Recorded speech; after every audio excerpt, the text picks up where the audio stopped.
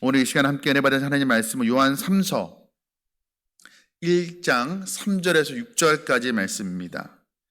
신약성경 395면 전후에 기록되어 있습니다.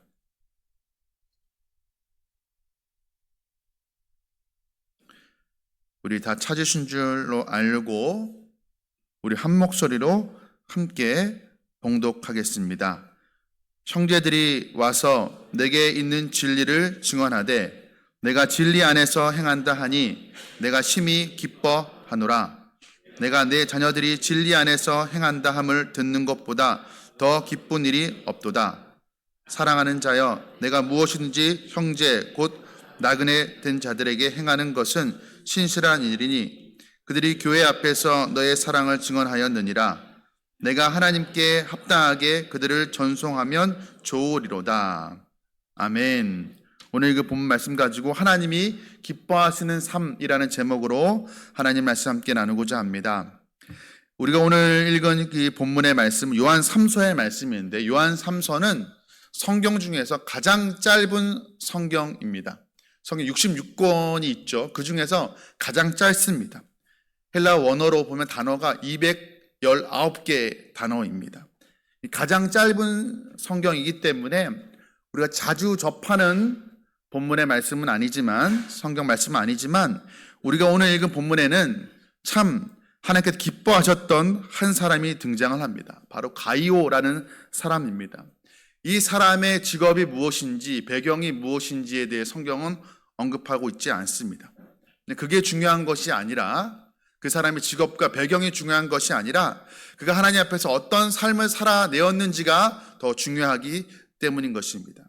우리가 오늘 말씀을 통해서 예수 그리스도를 만난 사람들, 또 구원받은 하나님의 백성들이라면 우리가 하나님이 기뻐하시는, 또 하나님 기대하시는 어떠한 삶을 살아가야 되는지에 대해서 함께 이 시간 나누어 보길 원합니다. 이 요한 3서는 사도 요한이 쓴 서신서입니다. 요한이 나이가 많은 상태에서 쓴 편지글입니다. 요한의 삶이 참 쉽지가 않았습니다. 젊은 날에 한 20대 시절에 예수님을 만났습니다. 그리고 제자가 되었습니다. 예수님을 따라다녔죠. 그리고 예수님의 제자들 중에 12제자들 중에 유일하게 예수님이 십자가에 못 박히는 그 현장에 있었던 사람이었습니다. 그 현장에서 예수님께서, 십자가에 달리신 예수님께서 이 사도 요한을 바라보시고 어머니 마리아를 부탁하시죠.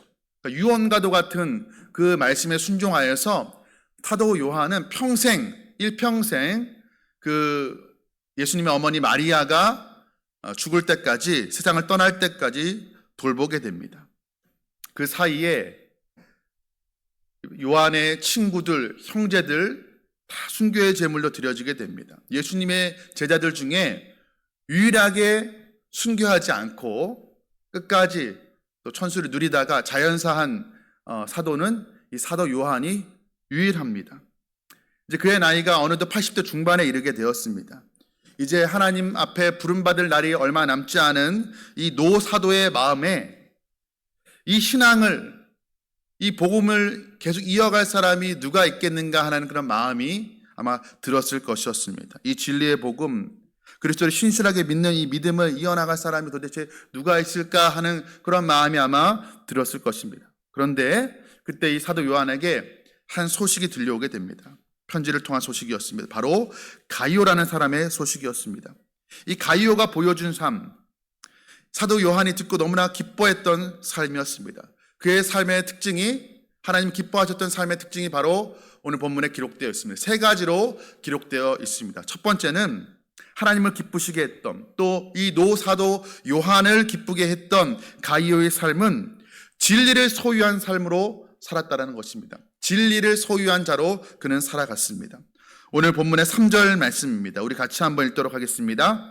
형제들이 와서 내게 있는 진리를 증언하되 내가 진리 안에서 행한다 하니 내가 심히 기뻐하노라. 그러니까 사람들이 와서 이 가이오가 어떤 삶을 살아갔는지에 대해 증언을 했다라는 것입니다.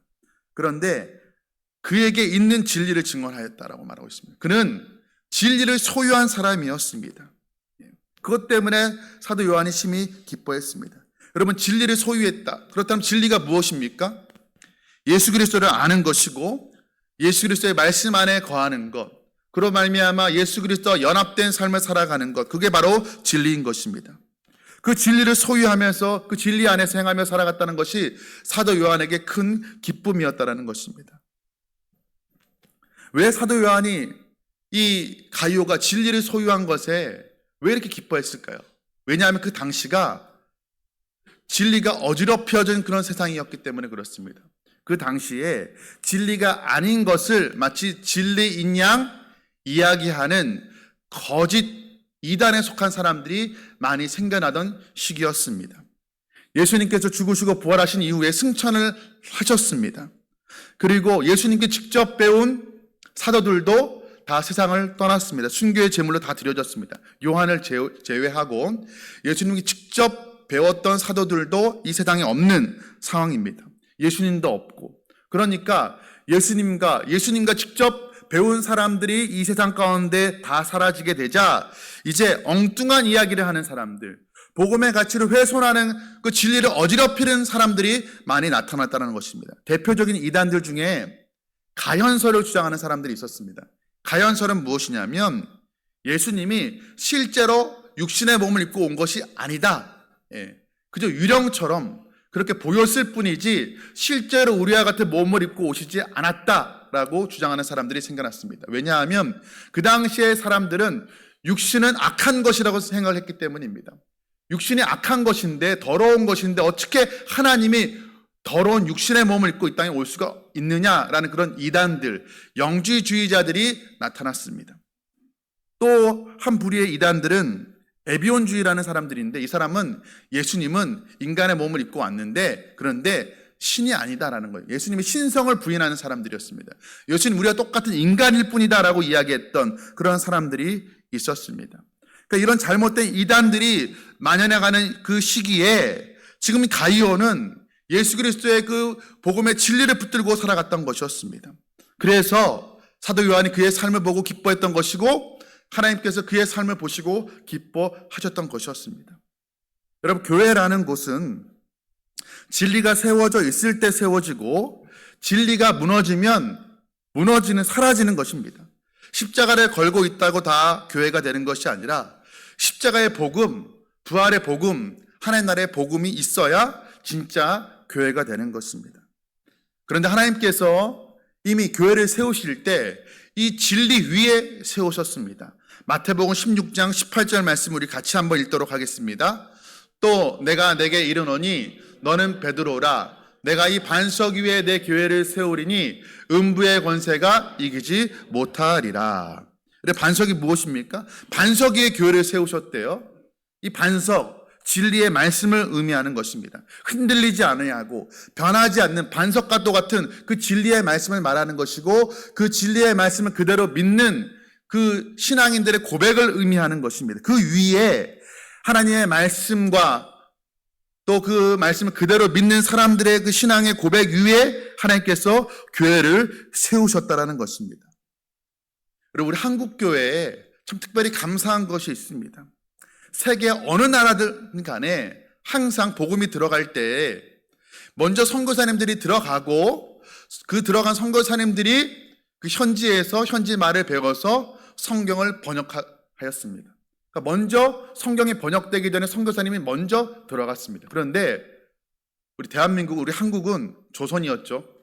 달랐습니다. 선교사님이 먼저 들어오기도 전에 우리는 한글 성경을 가지고 있었습니다. 선교사님이 제일 처음 이 조선 땅에 들어온 것이 1885년이었습니다. 그런데 저 만주 땅에 있던 영국 선교사 존 로스 선교사님이 이 한글로 누가복음을 번역하고 공급하게 됩니다. 그때가 1882년. 그러니까 선교사님이 처음 들어오기 3년 전에 이미 우리는 한글 성경을 가지고 있었던 것이었습니다. 그래서 한국 교회가 그 성경의 진리의 말씀 위에 서서 지금까지 든든히 세워져 올 수가 있었던 것이었습니다. 여러분, 중국과 일본이 한국보다 훨씬 더 복음이 먼저 들어갔습니다. 그런데 한국이 중국과 일본보다 더 복음이 흥황하고 더 부흥하게 되었죠. 그 이유가 있는 것입니다. 한국교회는 그 복음의 진리 위에, 성경 위에 일찌감치 서 있었기 때문이었습니다. 여러분, 우리가 몇 주 전에 우리 성도님들 신앙생활 이 설문조사를 했습니다. 성경을 어떻게 읽고 있습니까? 라는 그 질문이 있었죠. 그 중에 한 절반 정도는 성경을 일주일에 서너 번이든 정기적으로 그래도 읽으려고 노력하고 있다, 읽고 있다라고 응답을 하셨습니다. 그리고 절반 정도는 성경을 잘 읽지 못하고 있다, 성경이 어렵다라고 응답을 하셨습니다. 그런데 이렇게 절반으로 응답을 하셨는데 구원의 확신을 가지고 있는 분들은 그 중에 80% 이상이 성경을 주기적으로 읽고 있다라고 응답을 하셨습니다. 반면에 구원이 확신이 없다, 내가 흔들리고 있다라고 응답한 분들의 80%는 성경을 읽지 못하고 있다라고 응답을 하였습니다. 그러니까 성경을 읽는 것과 구원의 확신과 관계가 있는 것이죠. 무엇을 의미하는 것일까요? 성경 읽는다라는 것은 사실 성경 읽기 위해서는 먼저 내가 구원의 확신이 있어야 된다는 것입니다. 내가 예수님을 정말 만난 사람, 그 감격이 있을 때 그 예수님을 사랑하게 되고 주님의 말씀을 흠모하게 되고 묵상하고 읽게 된다는 것입니다. 예수님을 만나게 되고 예수님으로 우리 내면이 채워지게 되면 진리를 사모하는 마음이 생기고 진리를 소유하고 싶은 마음이 생기게 되는 것입니다. 여러분, 이 자리에 있는 저와 여러분들이 예수 그리스도를 정말로 인격적으로 만남으로 말미암아 진리 안에 거하고 그 진리를 소유하고 살아가는 저와 여러분 되시기를 주님의 이름으로 축복합니다. 오늘 두 번째로 하나님이 기대하시고 또 기뻐하시는 삶의 모습은 무엇인가? 가이오는 진리를 소유했을 뿐만 아니라 진리를 행하며 살아갔습니다. 오늘 본문 3절과 4절 말씀을 같이 읽겠습니다. 형제들이 와서 내게 있는 진리를 증언하되 내가 진리 안에서 행한다 하니 내가 심히 기뻐하노라. 내가 내 자녀들이 진리 안에서 행한다 함을 듣는 것보다 더 기쁜 일이 없도다. 아멘. 여러분, 가이오는 진리를 소유했을 뿐만 아니라 복음의 말씀을 소유했을 뿐만 아니라 그 진리를 행하면서 실천하며 살아갔다라는 것입니다. 여기서 행한다라는 말이 페라파테오라는 단어인데 어떤 뜻이냐면 두루두루 걸어 다닌다라는 것입니다. 그러니까 즉 어떤 방식과 어떤 원리를 따라서 그걸 가지고 일상생활을 살아간다라는 그런 의미를 가지고 있습니다. 그 진리 안에서 행한다라는 말은 무엇이냐면 진리의 말씀 머리로만 가지고 있는 것이 아니라 일상생활을 할 때 그것을 가지고 실천하면서 행하면서 삶을 걸어간다라는 의미인 것입니다. 그러니까 말씀을 알고 소유할 뿐 아니라 그 말씀대로 실천하며 살아간다는 것입니다. 여러분, 이것을 보는 노사도의 기쁨이 보이십니까? 얼마나 기뻤던지 내가 심히 기뻐하노라 라고 말했습니다. 진리 안에서 말씀을 실천하며 살아가는 것보다 내게 더 기쁜 일이 없다라고 그렇게 고백을 하고 있습니다. 사도 요한뿐만 아니죠. 우리 하나님도 그렇게 바라보셨던 것이었습니다. 여러분, 말씀을 믿고 또 믿은 대로 그대로 살아가는 모습, 그 진리의 말씀을 소유하고 그 진리의 말씀대로 순종하며 살아가는 모습을, 말씀대로 실천하며 살아가는 모습을 우리 하나님께서 기뻐하시고 그런 삶을 우리에게 기대하신다라는 것입니다. 사도 요한이 그 모습을 기뻐하고 칭찬하는 말씀입니다. 요한일서 3장 18절 말씀입니다. 우리 함께 읽습니다. 자녀들아, 우리가 말과 혀로만 사랑하지 말고, 사랑을 말로 실천하는 것이 아니라고 말하고 있어요. 말과 혀로 사랑을 실천하는 것이 아니라 사랑은 손과 발로, 행함으로 실천하는 것이라고 말씀하고 있습니다. 말로 그치는 신앙, 혀로만 하는 그런 사랑이 아니라 진실된 행함을 말하고 있는 것입니다. 여러분, 초대교회가 단기간에 로마를 장악하고 정복하게 됩니다. 로마가 기독교의 우호적인 국가가 아니었죠. 기독교 초기 때, 초대교회 초기 역사 때 로마가 예수 믿는 사람들을 잡아다가 원형 경기장에 던져서 사자밥이 되게 만들고 검투사의 칼에 죽어나가게 만들었던 그런 나라였습니다. 기독교를 핍박하던 나라였습니다. 그런데 그런 나라가 단기간에 기독교 국가로 바뀌게 됩니다. 서기 AD 150년에 로마의 기독교율은 0.07%였습니다. 그러니까 10,000명 중에 7명이었습니다. 굉장히 적은 수치죠. 그런데 200년이 지나고 350년이 되자 로마의 기독교 인구는 50%를 넘어가게 됩니다. 52.2%가 예수를 믿는 기독교 국가가 되었습니다. 어떻게 200년 만에 그 로마 제국이 기독교 국가가 되게 된 것일까요? 로핑크라는 학자가 쓴 예수는 어떤 공동체를 원하는가라는 책이 있습니다. 그런데 이 책에 보면 예수님께서는 이 세상과는 구별된 다른 대한사회, 대한공동체를 세우기를 원하셨다라는 그런 말씀을 하고 있어요. 예수님께서 원하셨던 공동체는 단순히 예수 믿는 사람들이 교회에 나와서 말씀 듣고 마음을 평안을 얻는 또 종교적인 안식처를 세우길 원하신 것이 아니라 기존의 세상의 어떤 권력과 폭력과 물질이 지배하는 그 세상과는 전혀 질적으로는 바로 다른 완전 대조되는 그런 대조 사회를 만들기를 원하셨다라고 말씀하고 있습니다. 그리고 그 세상과는 완전히 다른 대조 사회가 바로 초대교회 공동체였다라고 이야기를 합니다. 그러니까 세상과는 다른 공동체, 다른 사회. 그런데 그 모습을 잘 보여주는 사건이 있었습니다.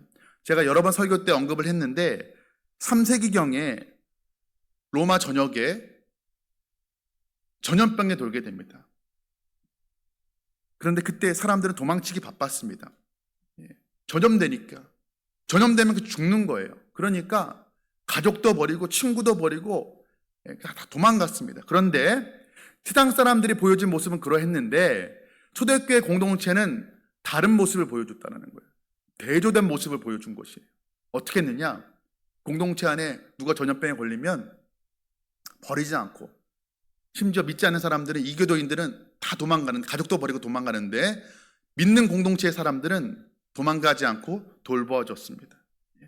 그런데 전염병에 걸렸을 때 적당하게 음식을 제공하고 적절한 그 돌봄만 해줘도, 어떤 백신을 맞고 어떤 특별한 약을 제공해 주지 않아도 그런 적절한 돌봄만 받으면 굉장히 치사율이 뚝 떨어졌습니다. 그러니까 믿음의 공동체 안에서는 전염병에 걸려도 다른 이교도인들은 전염병에 걸리면 100% 사망. 그런 교회 안에서는 전염병에 걸려도 살아남는 거예요. 물론 개 중에 전염병에 걸려서 다른 사람을 돕다가 전염병에 걸려서 사망하는 일도 있었습니다. 그렇지만 예수 믿는 사람들은 다른 모습을 보여주게 된 것이에요. 전염병이 끝나고 나서 믿지 않는 사람들이 믿는 사람들, 초대교회를 바라보는 눈빛이 달라지게 된 것이었습니다. 그들은 사랑을 말과 혀로만 한 것이 아니라 진실함과 행함으로 실천했던 것이었습니다. 그래서 그런 그리스도인들을 보고 세상 사람들은 위험을 무릅쓰는 사람들, 그렇게 이야기했습니다. 죽음을 조롱하는 사람들, 죽음을 두려워하지 않는 사람들이라고 그렇게 칭찬을 했던 것이었어요. 그 당시 초대교회 성도들은 단순히 마음의 평안 얻기 위해 교회 다닌 게 아니었어요. 단순히 죽어서 천국 가기 위해서 예수 믿었던 사람들이 아니었던 것이었습니다. 정말 진리를 소유하고 그 진리의 말씀을 살아냈던 사람들이었습니다. 말과 혀로만 사랑한 것이 아니라 행함과 진실함으로 사랑을 실천했던 사람들이었던 것이었습니다. 그러니까 세상과는 완전 대조되는 그 대조 사회를 보여줬던 사람들이었던 것이었습니다. 여러분, 우리가 진리를 소유하고 그 진리의 말씀을 소유했다라면 우리가 그 말씀대로 진리를 행하며 살아가는 저와 여러분들에게 간절히 소원합니다. 우리가 말씀을 믿는다고 다 고백합니다. 그럼 말씀을 믿는다면 말씀대로 살아가야 하는 것이에요. 입술과 말로만 신앙생활 하는 것이 아니라, 말잔치로 끝나는 것이 아니라 행함으로, 진실함으로 우리가 말씀에 순종하며 살아가야 한다는 것입니다. 그로 말미암아 그렇게 살아갈 때 우리가 정말 세상 사람들에게 세상과 다른 대조사회, 세상은 물질과 또 권력과 힘이 지배하는 세상이지만 교회는 하나님의 은혜와 사랑이 가득한 공동체라는 것을 세상 사람들에게 보여주는 그런 우리 포남교회 되기를 다시 한번 주님의 이름으로 축복합니다. 세 번째로 하나님이 기뻐하시는 가요의 모습 무엇이었냐면 진리를 소유하고 또 진리를 살아냈을 뿐만 아니라 또 증명하는 삶이었습니다. 요한 3서 1장 6절 말씀 우리 함께 읽겠습니다. 그들이 교회 앞에서 너의 사랑을 증언하였느니라.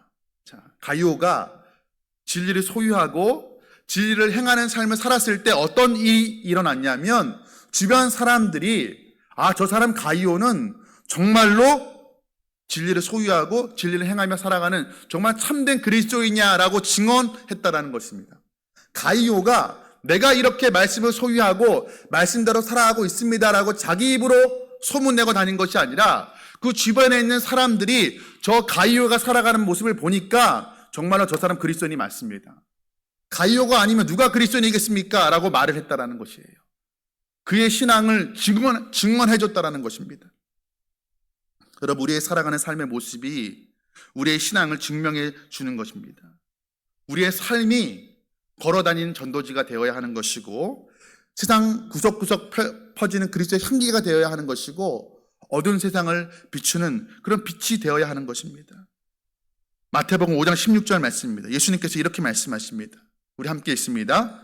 이같이 너희 빛이 사람 앞에 비치게 하여 그들로 너희 착한 행실을 보고 하늘에 계신 너희 아버지께 영광을 돌리게 하라.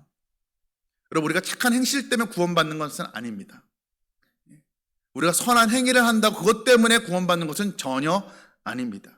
그러나 우리의 그 착한 행실을 통하여서 거룩한 말과 그 행동을 통하여서 하나님의 살아계심을 세상 사람들에게 보여줘야 합니다.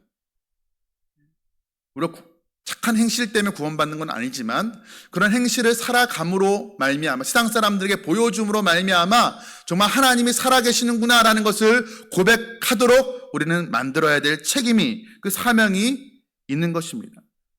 세상 사람들이 우리가 살아가는 삶의 모습을 보고 당신의 살아가는 삶의 모습을 보니까 정말 당신이 믿는 하나님이 정말로 살아계시는 것 같습니다 라는 그런 고백을 듣는 우리의 삶이 되어야 한다는 것입니다. 그런데 참 이 말씀 들으면 부담이 됩니다. 그렇죠? 나같이 부족한 사람이 그렇게 살아낼 수가 있을까? 내 삶으로 정말 주변 사람들이 저 사람은 정말 참된 그리스도이냐? 당신이 보니까 정말 하나님이 살아계시는 것 같아 라는 그런 말을 과연 듣게 할 수 있을까? 내 힘으로 그게 될까? 내 능력으로 그게 될까? 나는 하나없이 부족한데 그런 마음이 드는 것이 사실입니다. 그런데 예수님께서 우리 힘으로 우리의 능력으로 그렇게 살아가라고 말씀하시지 않았습니다. 예수님께서 먼저 본을 보여주셨고 또 우리에게 말씀하셨습니다. 요한복음 13장 34절 35절 말씀 우리 같이 읽습니다. 새 계명을 너희에게 주노니 서로 사랑하라. 내가 너희를 사랑한 것 같이 너희도 서로 사랑하라. 너희가 서로 사랑하면 이로써 모든 사람이 너희가 내 제자인 줄 알리라. 아멘. 예수님께서 서로 사랑하라고 말씀하셨어요. 그런데 서로 사랑하라는 계명만 준 것이 아니라 뭐라고 말씀하십니까? 내가 너희를 사랑한 것 같이 너희도 서로 사랑하라 말씀하셨어요. 먼저 사랑하라고, 너희 서로 사랑해, 너희 행실로 정말 진실됨을 세상 사람들에게 보여줘 라고 명령하시기 전에 먼저 예수님께서 우리에게 그 삶의 모범을 보여주시고 우리를 먼저 말로만 사랑하신 것이 아니라 행함과 진실함으로 우리에게 먼저 사랑을 주셨다라는 것입니다. 어떻게 예수님께서 말로만이 아니라 내가 너를 사랑한단다, 그렇게 말씀만으로가 아니라 어떻게 행함으로 우리에게 사랑을 주셨습니까? 그 증거가 무엇입니까? 그렇죠, 십자가입니다. 예수님께서 십자가에 오르셔서 십자가에서 죽으심으로 말미암아 내가 너희를 말로만 사랑하는 것이 아니라 내가 이렇게 내 생명을 내어주기까지 너희를 사랑한단다, 그렇게 행함으로 우리에게 사랑을 보여주셨던 것이었습니다. 우리 힘으로 사랑하는 것이 아니라, 우리가 경험해보지 않은 사랑으로 사랑하는 것이 아니라 우리가 이미 그 경험한 그 사랑으로 서로 사랑하라고 말씀하십니다. 그럴 때 우리가 그리스도의 제자가 될 것이라고 예수님께서는 말씀을 하십니다. 여러분, 제자가 되는 것은 어떤 교회 제자 훈련 과정을 프로그램을 이수한다라고 해서 제자가 되는 것이 아니죠. 우리가 예수께 받은 그 말씀을 그대로 실천하며 살아갈 때, 우리가 예수께 받은 그 사랑을 실천하며 살아갈 때 우리가 제자가 되는 것입니다. 내가 제자라고 말하고 다니는 것이 아니라 주변 사람들이 볼 때 당신은 정말 예수 믿는 사람이 맞는 것 같습니다. 당신은 정말 예수 그리스도의 제자인 것 같습니다라는 그런 증언을 우리를 위해서 해주는 것입니다. 언제 우리가 그런 증언을 받게 되는 것입니까? 우리가 예수 그리스도께 받은 말씀과 사랑을 실천하며 살아갈 때인 것입니다. 여러분, 우리가 교회 문을 나서고 우리가 가정으로 또 일터로 우리의 세상 가운데 흩어지게 될 것입니다. 우리가 거기에 들어가서 한 주간 살아갈 때 여러분, 우리의 삶의 모습은 어떠한지 한번 스스로에게 물어보시기 바랍니다. 내가 다른 사람들에게 보여주는 우리의 삶의 모습들이, 우리의 언행들이 정말 우리가 믿는 하나님을 보여주는 그런 복음의 통로가 되고 있는지, 아니면 야, 당신 살아가는 모습 보니까 하나님 없는 것 같아, 정말 하지 말아야 될 고백을 하게 만드는 그런 삶을 살아가고 있는 것은 아닌지 우리 스스로에게 한번 물어보길 원합니다. 여러분, 간절히 바라는 것은 우리의 몸짓 하나하나, 우리의 말투 하나하나가 다 그리스도의 사랑을 드러내는 그런 통로가 되기를 주님의 이름으로 축복합니다.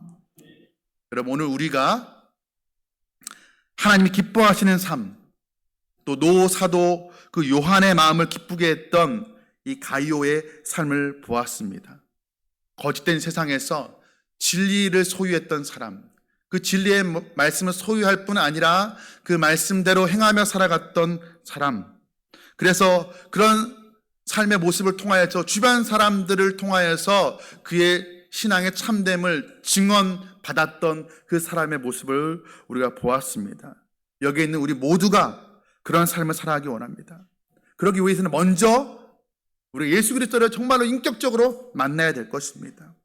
아직까지 예수님을 정말 인격적으로 만나지 못한 분들이 혹 있다면 여러분, 마음 가운데 기도해 보십시오. 교회 문턱만 왔다 갔다 하는 것이 아니라, 주일마다 예배 뜰만 왔다 갔다 하는 것이 아니라 정말 주님을 깊이 먼저 만나야 될 것입니다. 그리고 예수님 만났다라면 그 진리의 말씀 우리 마음 가운데 소유하고 그 예수님 말씀을 실천하며 행하며 살아가고, 또 그런 말미암아 세상 사람들이 우리의 삶을 증언해주고 하나님 영광 받으시는 그런 삶을 살아가는 우리 각 사람 되고 우리 교회 되기를 주님의 이름으로 축복합니다. 우리 시간 함께 찬양하도록 하겠습니다. 우리 나주님의 기쁨 되기 원하네. 정말 하나님, 우리가 하나님이 기뻐하시는 삶을 살아가기 원합니다라는 마음의 소원을 담아서 함께 우리 찬양하도록 하겠습니다.